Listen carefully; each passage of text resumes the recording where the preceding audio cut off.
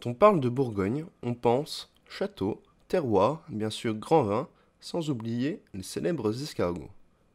Pour ces derniers, ce n'est pas aussi bourguignon que cela. Alors, un escargot de Bourgogne est un escargot sauvage avant tout. Donc, c'est une espèce d'escargot, l'escargot dit de Bourgogne. Et c'est une variété qui ne s'élève pas, que l'on trouve uniquement dans la nature, que l'on trouvait en France de façon importante avant les années 80 et qui n'est plus autorisée au ramassage pour la commercialisation en vente depuis cette période-là à peu près. Maintenant, le ramassage est à date au mois de juillet pour les particuliers ou pour une consommation familiale uniquement. Donc tous les escargots de Bourgogne qui sont consommés en France ou vendus en France viennent des pays de l'Est. Ils ne sont aucunement français étant donné que le ramassage en est interdit. Là, ce que j'élève donc sur mon exploitation, ce sont des escargots. Donc l'Helix aspersa maxima, c'est l'escargot dit gros gris qui lui est un escargot d'élevage. Bon, c'est celui qui s'élève le plus sur la Bourgogne et les régions environnantes. Pourquoi? Parce que traditionnellement, c'est l'escargot qui se mange à la persillade, donc dit à la bourguignonne. Sur d'autres régions, par contre, en particulier, il y a l'Espagne, le Midi, la Charente, là, ils consomment plus facilement du petit gris. C'est un escargot, donc une espèce un petit peu différente, mais d'élevage toujours, et que l'on peut trouver un petit peu en sauvage aussi. Pourquoi? Parce qu'il se prépare en cagouille. Il y a différentes recettes selon les régions, et là, tout est mis dans la casserole. L'escargot dans sa coquille avec de la tomate, enfin tout ce qui va bien pour faire une bonne préparation. Et c'est décoquillé en mangeant. Alors qu'en Bourgogne, ben, la tradition veut que l'on ait la chair d'escargot, que l'on recuisine ou en coquille à la bourguignonne traditionnelle, ou dans des petits biscuits, des fromentines. Donc à la bourguignonne, ça peut être chèvre ciboulette, au comté, au bleu d'Auvergne. Enfin, on peut faire beaucoup de à la tomate. On peut les préparer de façon très différente. Alors, l'escargot gros gris, à l'origine, donc est originaire du Maroc.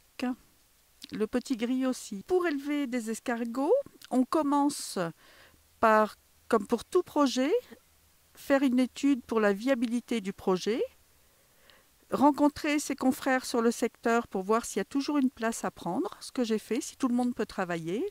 Et ensuite, on fait une demande pour entrer en école spécialisée, étant donné que ça s'apprend. Pour ma part, j'ai suivi la formation, donc j'ai validé le BPREA au CFPPA de Château-Farine à Besançon. Donc c'est une école où on apprend beaucoup de théorie, comment se pratique l'élevage, beaucoup en théorie hors période, et comment les cuisiner. Il faut également valider tout ce qui est protocole sécurité alimentaire. Donc ça englobe l'élevage, la préparation, la transformation, toutes les normes d'étiquetage, etc., d'emballage pour être dans les clous, pour transformer et commercialiser par la suite.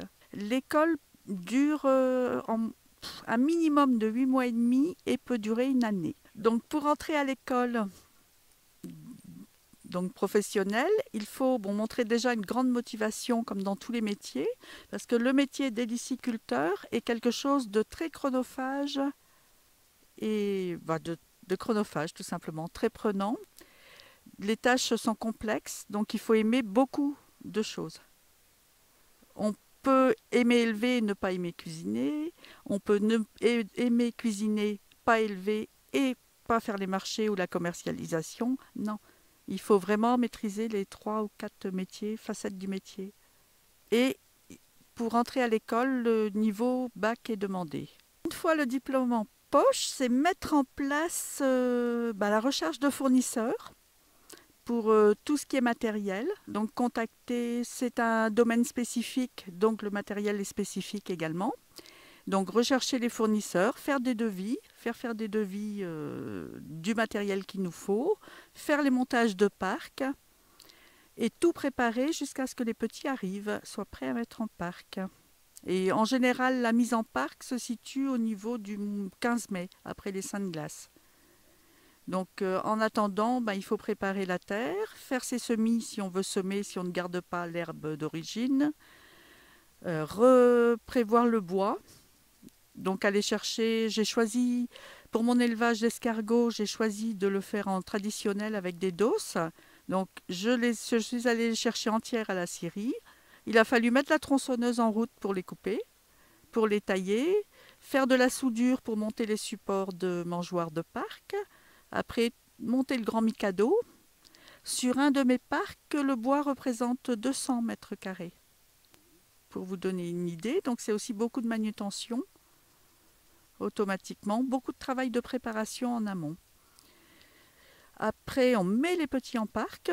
Quand on les a achetés, ce qui a été le cas la première année, donc chez un naisseur, chez un professionnel qui vendait les naissins d'escargots, donc tout petits, de quelques jours. Et cette année, donc sur le début de ma deuxième année d'élevage, j'ai gardé des reproducteurs en fin d'année dernière, en fin de saison. Donc je les ai sélectionnés, provoqué une hibernation et conservé en hibernation. Et à date choisie, je les ai réveillés de façon à les faire s'accoupler et pondre. Bon, c'était une découverte en sachant que ce n'est pas toujours simple d'y arriver et ma première année a été concluante. Je faisais un test d'essai. Par sécurité, j'avais quand même contacté un confrère pour me garantir un nombre d'escargots au cas où ça ne marche pas, ce qui pouvait être le cas. Et finalement, j'ai peuplé une bonne partie de mes parcs et j'ai vendu pratiquement ce que j'avais acheté. De la naissance à l'assiette, donc à la consommation. Au début, il y a la phase de reproduction. Donc la ponte des œufs, les escargots donc s'accouplent. Ensuite ils pondent. Il y a des pontes à prélever dans les pondoirs et à mettre en incubation. Et quand les petits sont éclos, j'attends quelques jours et je les mets en parc. Une fois que mes parcs sont peuplés, je dois être vigilante à beaucoup de choses. Qu'ils aient suffisamment d'humidité pour sortir, étant donné que l'escargot se déplace et mange quand il peut se déplacer, c'est-à-dire quand il a de l'eau, quand les supports sont mouillés, donc le bois. Donc c'est une vigilance à avoir selon les températures, selon la période. Donc l'escargot dort la journée, se bloque sous les planches, donc il se protège à cette époque-ci de la chaleur. Donc il se colle bien sur le bois pour rester au frais, à l'abri ou dans la végétation.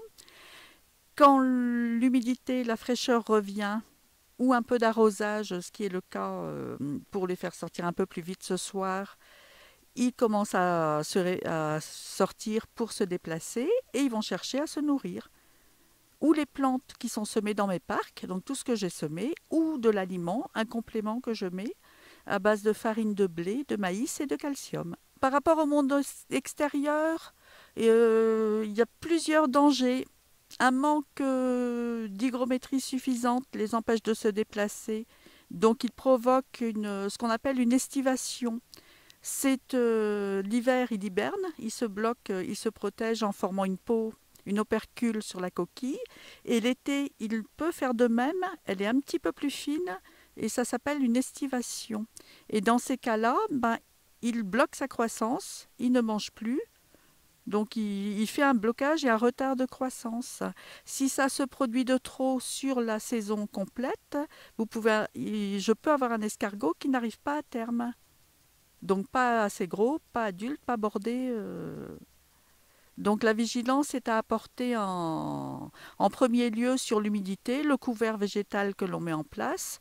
Le choix du bois est important aussi. Plus il est épais, plus il isole.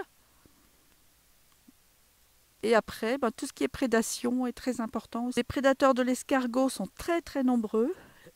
Tous les corvidés, la plupart des rongeurs, en démarrant par une petite souris jusqu'aux rats, les sauvagines, les fouines, les martres, les belettes, le hérisson, si on le laisse rentrer dans son parc aussi, les corvidés également, donc le geai, le merle, la pie, enfin tous les corvidés sont des amateurs d'escargots également. Et après, vous avez d'autres plus petites bêtes, je dirais, les grenouilles, les lézards. Le ver luisant est un prédateur de l'escargot aussi, donc il a beaucoup de prédateurs. J'ai en effet posé une clôture électrique autour de mes parcs parce que mes petits escargots peuvent fuguer. Ils nous ont beau faire 7 mètres à l'heure environ en une nuit, et étant donné le nombre d'escargots en parc, ça peut être un gros inconvénient à ramassage tous les matins. Sur le parc qui est devant vous, je suis aux alentours de, on va dire, 100 000 escargots à peu près. La perte donnée en théorie est en moyenne de 30%. Une année, tout peut marcher parce qu'au petit bonheur la chance, tout fonctionne bien. Une année, il y a quelque chose que je laisse passer et puis ça peut être une catastrophe. Il faut se dire qu'en élevant les escargots, on vit avec la nature. Donc on est d'abord tributaire de la nature. Et il s'agit d'un élevage, c'est-à-dire d'un animal dont on s'occupe tous les jours, que l'on observe, que l'on surveille, pour qu'il grandisse bien, qu'il finisse de belle taille dans l'assiette.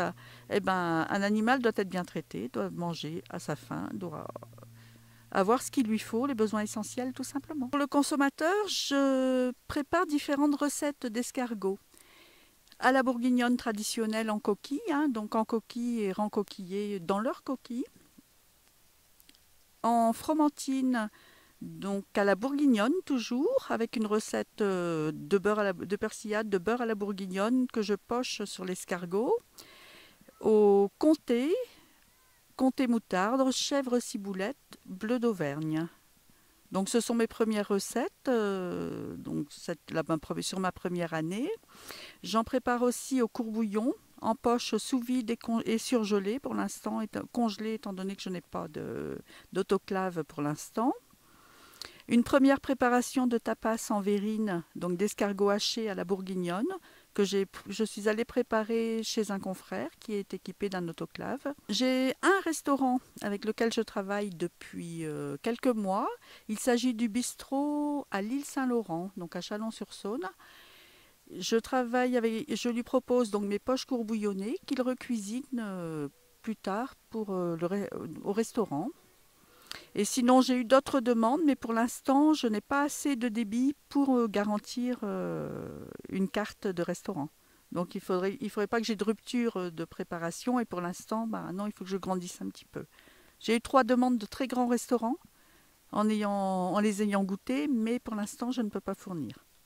En travaillant seul, c'est impossible. Au moment du ramassage, donc je ramasse mes escargots en parc et après le processus mis en place et un séchage avec un temps de jeûne pour que l'escargot se débarrasse de toute la végétation et se purge. Donc l'escargot peut consommer des végétaux qui sont toxiques pour nous, mais pas pour lui. Donc automatiquement, il faut un temps de jeûne suffisant pour qu'il évacue tous les végétaux et ses résidus. Donc au séchage, il se met en collage, c'est-à-dire qu'il fait une opercule de façon à s'isoler du froid, du chaud et à se bloquer. Donc je le laisse sécher comme ça en sac pendant une quinzaine de jours, 3 semaines. Tout dépend des temps de ramassage que j'ai, des quantités, de l'hygrométrie s'il sèche assez vite ou pas. Après, je les mets au froid. Donc je provoque une hibernation artificielle. Qu'après, je les décoquille par échaudage. Je les plonge dans l'eau, donc endormies dans l'eau bouillante, de façon à ne pas les faire souffrir. Et je les décoquille, donc un par un. Ensuite, j'enlève le tortillon, qui est la partie avec l'abdomen, avec toutes les parties à enlever, le pancréas, etc. Et je les blanchis. Donc je les mets à l'eau bouillante toujours, mais blanchis à une température bien précise et un temps précis de façon à détruire toutes les bactéries, à bloquer le développement de bactéries de façon à les mettre en surgélation et en congélation par la suite. L'idée d'élevage d'escargots me trottait dans la tête depuis de nombreuses années. Donc c'est un projet que j'avais envisagé depuis plus de 15 ans, pratiquement 17 ans. Donc c'était une idée que j'avais derrière la tête. L'animal me plaisait, la cuisine m'a toujours plu énormément. Donc j'ai une 60aine de recettes d'escargots à peu près. Donc ça me laissera la liberté de faire de bonnes petites choses. Donc la cuisine, l'élevage est intéressant aussi. Je voulais être dehors. Donc par rapport à mes emplois précédents, être dehors, c'est le bonheur. À la belle saison du moins. Et puis après travailler à l'intérieur. Donc le métier d'héliciculteur a beaucoup de facettes aussi, qui sont très différentes. Donc je déteste m'ennuyer. Donc vous avez sur le métier, l'élevage est important.